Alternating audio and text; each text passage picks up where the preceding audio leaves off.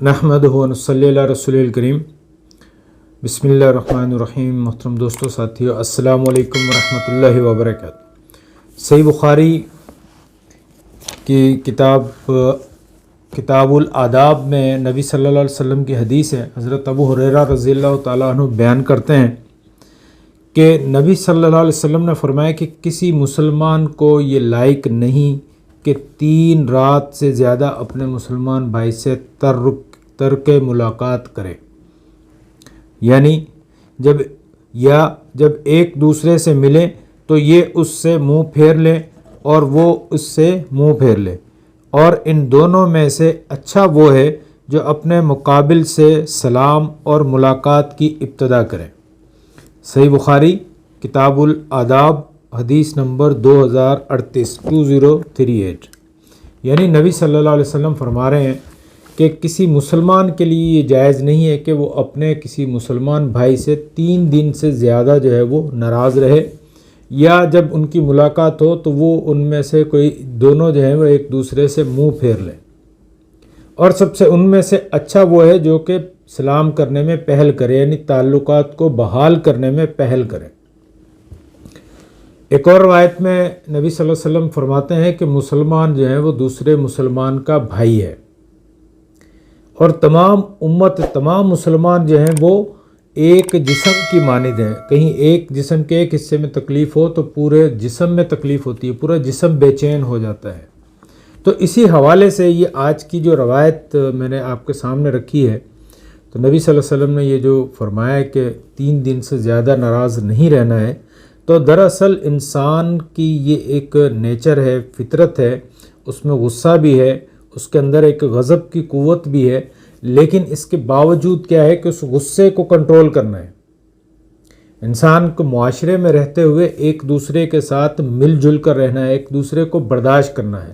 غصہ آنا ایک فطرتی بات ہے، غصہ آئے گا، لیکن غصے کو کنٹرول کرنا ہی اصل میں جو ہے وہ سب سے بڑی طاقت ہے۔ ایک اور حدیث میں آتا ہے، نبی صلی اللہ علیہ وسلم فرماتے ہیں تم میں سے بہادر وہ ہے کہ جو غصے کو کنٹرول کر جائے، جو اپنے غصے کو پی جائے۔ تو ہمیں اپنے غصے کو کنٹرول کرنا ہے، اپنے رویوں کو کنٹرول کرنا ہے کہ ایسا نہ ہو کہ ہمارے اس رویے سے دوسرے لوگ جو ہیں وہ متاثر ہو جائیں، اور خصوصاً جو ہے وہ ایسا نہ ہو کہ ہمارے رویوں سے معاشرہ جو ہے وہ متاثر ہو جائے۔ ہم دوسروں سے قطع تعلق کر لیں تو ہمارے بچے کیا سوچیں گے، ان کے اوپر کیا اثرات ہوگا، معاشرے میں ترقی کس طرح سے ہوگی، معاشرے میں امن و سکون کس طرح سے ہوگا۔ تو اس کے لیے لازمی ہے کہ ہم اپنے بھائیوں کے ساتھ صلہ رحمی کرتے ہیں، دوسروں کے ساتھ جو قطع تعلق والا جو رویہ ہے اس کو ختم کریں۔ جبکہ ایک اور حدیث میں نبی صلی اللہ علیہ وسلم فرماتے ہیں جو 3 دن سے زیادہ اپنے کسی مسلمان سے ناراض رہے گا اور بغیر توبہ کیے اسی حالت میں وہ مر گیا تو وہ شخص جہنم میں داخل ہوگا۔ سنن ابو داؤد کی یہ روایت ہے۔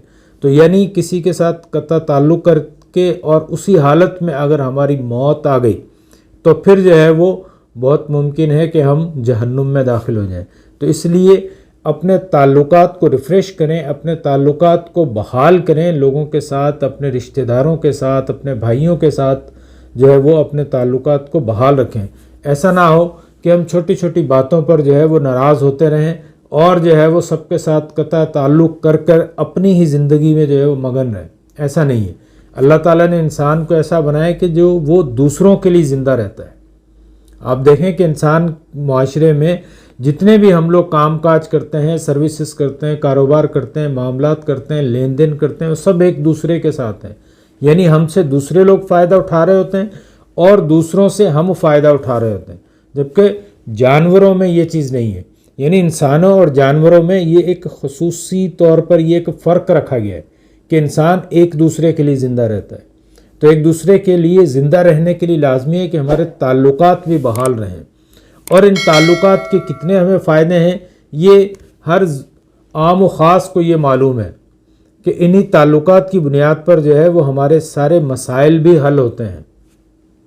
جو اسلام میں عبادات کی بات کی گئی ہے، نماز کی بات کی ہے، 5 وقتہ نماز کی مسجد میں جا کر فرائض ادا کرنے ہیں، تو اس کی بھی بنیادی جو فائدہ ہمیں حاصل ہوتا ہے وہ یہی کہ ہمارے تعلقات ریفریش ہوتے رہتے ہیں۔ 5 وقت محلے کے لوگوں سے ملاقات ہوتی ہے، بازار کے لوگوں سے ملاقات ہوتی ہے. تو یہ تعلقات جو ہیں انہی کو مضبوط کرنے کی بات کی گئی ہے.